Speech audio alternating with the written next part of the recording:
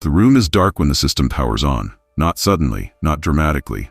It wakes the way old machines do, with a tired click, a soft whine, a low electrical hum that feels more like breathing than sound. A monitor flickers, twice. Then the image holds. The screen is close, too close. So close you can see the structure of it. Individual pixels locked in a rigid grid, each one glowing just a fraction unevenly, as if time itself has worn them down. Dust floats through the light, slow, aimless, undisturbed for years. In the corner of the screen, a time code appears. White numbers, sharp edges, still perfect. The numbers move forward, whether anyone is watching or not. The footage is silent, no dialogue, no music, no explanation. A hallway stretches across the frame, long, narrow, institutional. The kind of place people walk through without noticing, the kind of place memory refuses to hold. The walls are pale, the floor reflects just enough light to feel cold. Fluorescent panels hum faintly overhead. The camera is fixed, bolted into place, uninterested in meaning. Seconds pass, nothing moves. The hallway remains empty, but not still. Digital noise breathes through the image.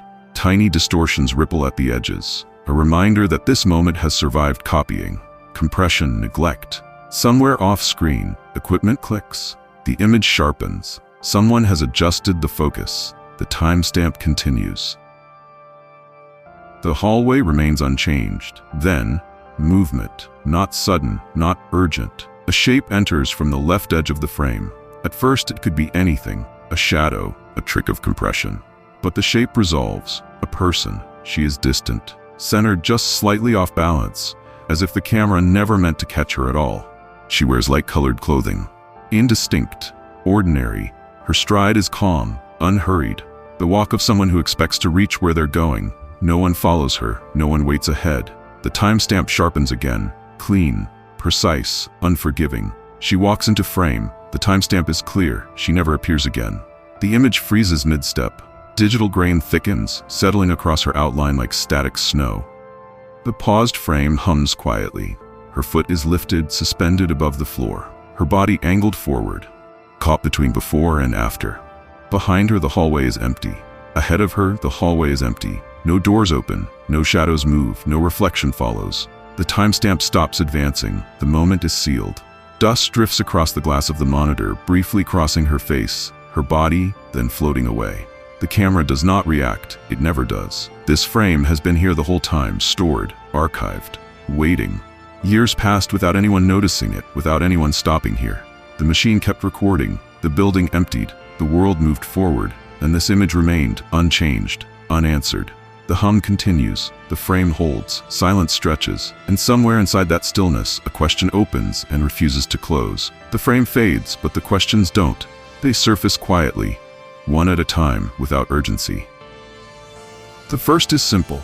How a child entered a monitored building, a place with cameras, locked doors, and recorded exits, and was never seen leaving. The hallway footage doesn't explain it. The timestamp doesn't argue.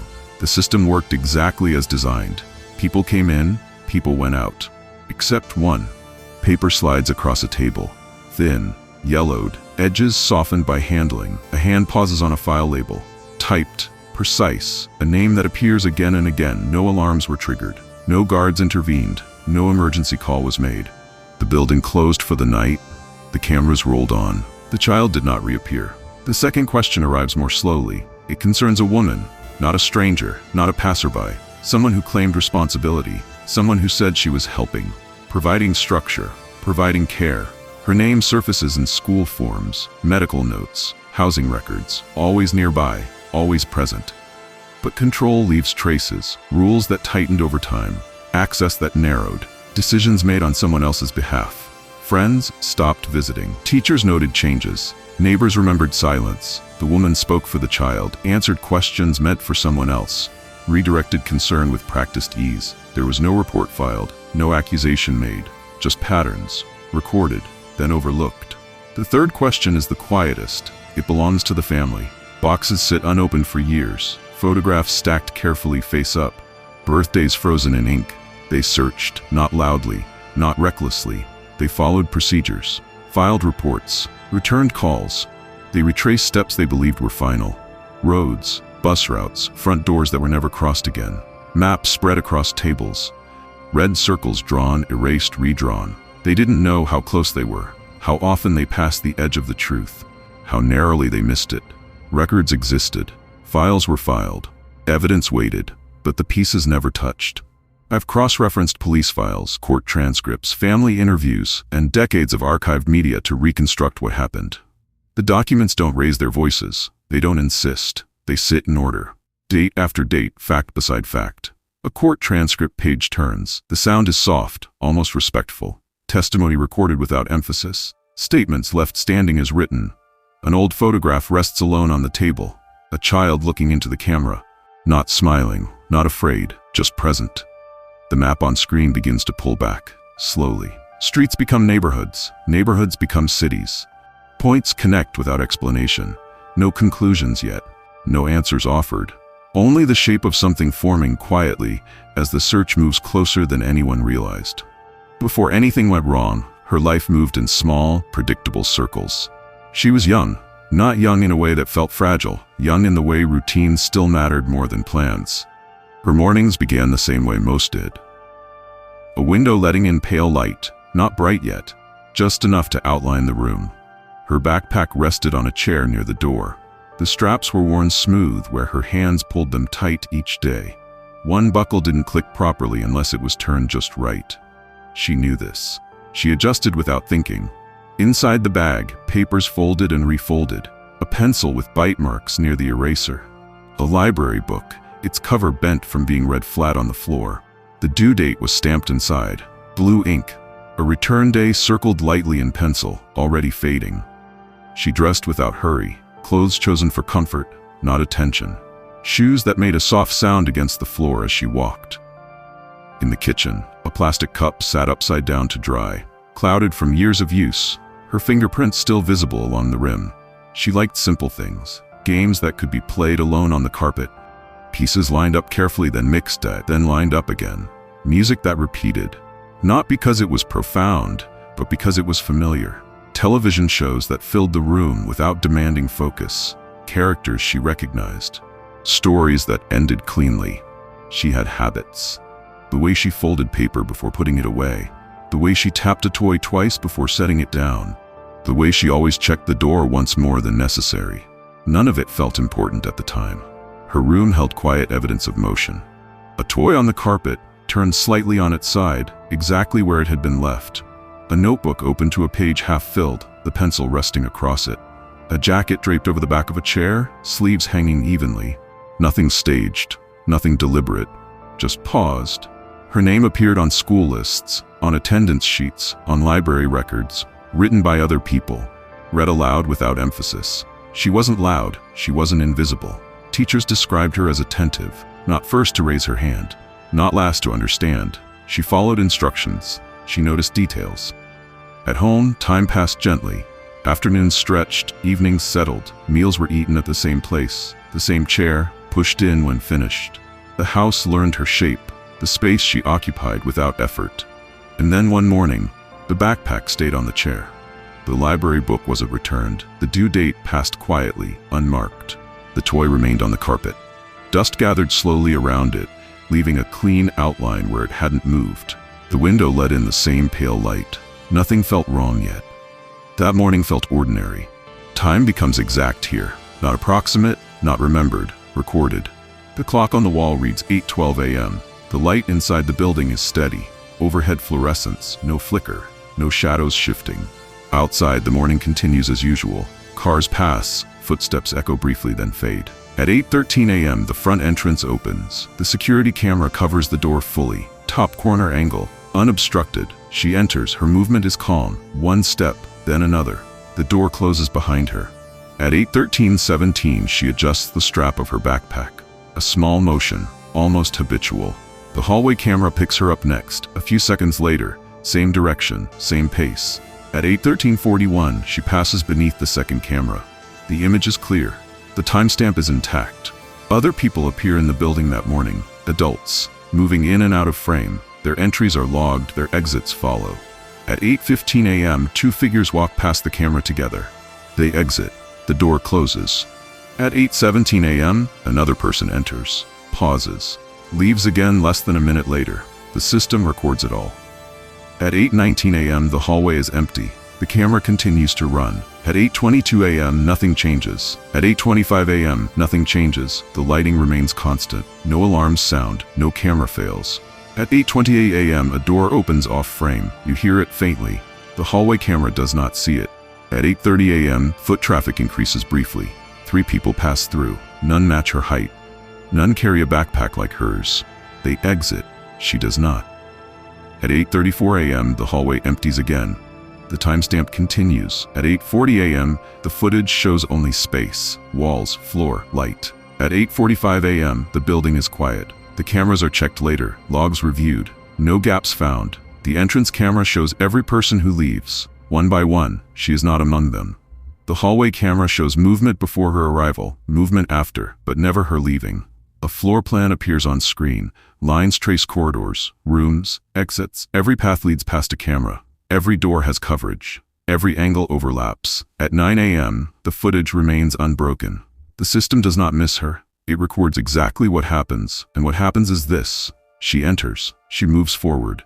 And then, there is no moment that marks her absence. No rush, no interruption, no final image, just continuation.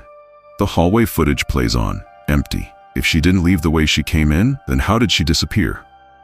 The stillness doesn't last. It breaks quietly at first. A missed call, a question that doesn't have an answer yet. Then it spreads. By the afternoon, phones begin to ring. Once, then again. Voicemails stack up unheard. Names repeat. Times are written down, crossed out. A backpack is checked. A room is searched. The chair by the door stays empty. Car doors close in quick succession. Engines start, stop, start again. The search begins without ceremony. A report is filed.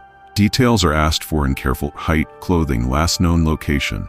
Time becomes elastic. Minutes stretch. Hours compress. Flyers are printed in batches. Black ink on white paper. Her name centered. Her face copied again and again. Hands tape them to poles, windows, notice boards. Some go up crooked. Some peel at the edges before nightfall. People walk fields in straight lines, eyes down, then up. Volunteers call out her name, not loudly, as if she might be close enough to hear.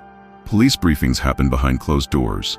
Maps on the walls, markers circling areas that shrink, then expand. Early leads arrive quickly. A sighting, a phone call. A tip that sounds certain. Cars move fast, lights flash briefly, then go dark. Nothing comes of it. Phones vibrate on tables in the early hours of the morning. Everyone freezes. No one breathes. The call is taken in another room. The door stays closed. Later, heads shake slowly. The phone is set back down. At night, the house doesn't sleep. A parent stays near the phone. Another paces, then sits, then stands again. Messages are replayed. Numbers redialed. Voices are kept low. As if volume might change the outcome. Search grids expand, then tighten. Dogs are brought in. Handlers wait for a sign that never quite forms. Each lead feels close. Almost enough. Each one ends the same way. By the third day, the flyers have curled corners. Rain smears the ink on some. Others remain untouched. Volunteers thin out, not all at once, one by one. The phones keep ringing, just less often. The search doesn't stop. It just learns how to wait. Weeks pass, and attention shifts. A new figure emerges in the story. Ordinary at first glance. A neighbor, a teacher. Someone whose presence was quiet, familiar. They offer information, small details at first, times, places. Observations that seem trivial but were recorded anyway. Notes are taken, statements collected. Nothing is dramatic, nothing conclusive. Paperwork accumulates on desks, files stacked unevenly, handwritten notes overlap typed reports. A calendar turns, days fold into weeks. Appointments, reminders, birthdays marked, then forgotten. Some leads fall flat. Tips that do not match the timeline. Calls that cannot be traced. Emails that never reach the intended person. Others are ignored, misplaced, or delayed. No one intended harm. No one intended to mislead. Yet in the quiet, unease grows. An impression lingers. Something important was overlooked. A detail too small to notice at the time. The figure continues to participate. Always present. Always cooperative. Always observed. And yet nothing connects fully. The missing child remains absent. A birthday candle burns alone in a kitchen. Flickering shadows stretch across the walls. The flame dances, then settles. A question hangs in the air. Was this a matter of chance or planning? The answer does not arrive, only the quiet accumulation of facts, gaps, and the faint, persistent sense that one thread was never pulled. Empty rooms remain unchanged. Stacks of papers grow taller, time passes, and the story stretches into a space between what is known and what is missed. Time moves differently here. It is measured not in hours or days, but in small, repeated observations. The child, now imagined as an adult, becomes a presence in memory. Not in life, never in life, but in the way records, files, and faded photographs hint at who she might have been. At first, the inconsistencies are minor. A date that does not match a report. A signature slightly altered. A statement that seems complete, yet misses the question you are sure it should answer. They accumulate slowly, layer upon layer. Each one alone is unremarkable. Together they form a pattern. Newspapers are spread across a table, clippings yellowed at the edges, dates circled, notes in margins in handwriting that shifts in style over the years. Online databases are scrolled. Each search opens new windows. Names, addresses, snippets of text. Faces reflected in the glass of the monitor. Each one familiar, each one slightly askew. Documents are pulled from boxes, re-examined, compared. Notes scratched into the margins with quiet insistence. And then, a small discovery. A misfiled record. A photograph with the wrong date. A line of text overlooked. Heart accelerates. Hands freeze over the papers. For a moment, the search feels too close, too real. It could all stop here. One careless move could destroy the fragile thread of evidence. The discovery almost halts. A breath is held. A finger hovers. Yet the momentum continues. Each inconsistency now carries weight. Each pattern now hints at a truth withheld. The memory of who she could have been presses forward, even in absence. The boxes of old documents grow taller around you. The face in the glass stares back, unsure if it is hers or your own reflection. Every question carries risk. Every step closer could unravel what has been carefully pieced together. And in that quiet tension, a single thought settles. If she asked one more question, everything could collapse. The room is quiet. Light falls across familiar objects. A chair, a table, a stack of books. Two figures approach each other slowly, not with urgency, not with announcement. Hands extend first, fingers brush, pause, adjust. Small, deliberate movements. Recognition without words. A photograph is held up, edges worn, corners folded. They match it against another photo, side by side. The alignment is exact. A smile in the curve of a mouth, the tilt of a head. Objects are pointed out. A cup, a toy, a pencil, chewed slightly at the eraser. Each one named by gesture rather than sound. Eyes meet. Close up. Not searching, not demanding, simply present. The clock ticks softly in the background, a sound that fades into attention elsewhere. They mirror small habits, a tilt of the head, a hand placed over the same spot on a desk, the same crease in a notebook page. Footsteps pause, then resume, not in rhythm with each other, but in a rhythm known to both. No words are spoken. Silence holds meaning. Moments stretch. Fingers linger on familiar surfaces. Recognition travels along them, then retreats. A glance at the other's wrist, the same watch, slightly scuffed. The room contains them both, and the past. And the objects left behind. The connection exists in the pauses, in the repeated small movements, in the details that only they notice. Resolution arrives quietly, but not completely. The room holds as much absence as presence, and still the story continues, in gestures, in objects, in the space between them. The courtroom is steady, benches worn smooth by years of waiting. The judge's hands rest on papers, fingers tracing lines without haste. The gavel sits unused, soundless, expectant. Testimony begins, statements read carefully, voices measured, calm. No one raises theirs unnecessarily. The victim sits quietly, not moving more than required, eyes forward, hands folded. Family members watch, silent. Occasional nods, occasional glances exchanged, evidence is presented. Photographs, documents, timelines, each displayed and noted without flourish. Witnesses recount events, dates, locations, observations, not stories told to shock, facts recorded to be remembered. Questions asked, questions answered, clarity sought step by step. The air holds weight, not because of drama, not because of accusation, but because every detail represents years lost. Moments of pause stretch long. The judge looks down at notes, a parent breathes slowly, a sibling leans forward, justice moves carefully, measured. But it cannot reclaim what time has taken. It cannot restore ordinary mornings, or the spaces left empty for decades. The trial concludes. Not with triumph, not with closure, but with acknowledgement. A record made, truth noted, presence recognized, and the weight remains. Quiet, inevitable, unshakable. The screen glows faintly in the dark. A hallway empty, but for a single figure frozen mid-step. Time code in the corner ticks silently, unchanged. Her name appears on screen, simple, unadorned, acknowledged. Outside the frame, her absence has inspired movement. Organizations formed, volunteers search, families reach out. The memory of a life unfinished continues to guide attention, care, and vigilance. Objects remain: backpacks, toys, photographs, documents, records, and voices preserved. All reminders that presence is not always physical, but it endures. The image holds, not as closure, but as witness.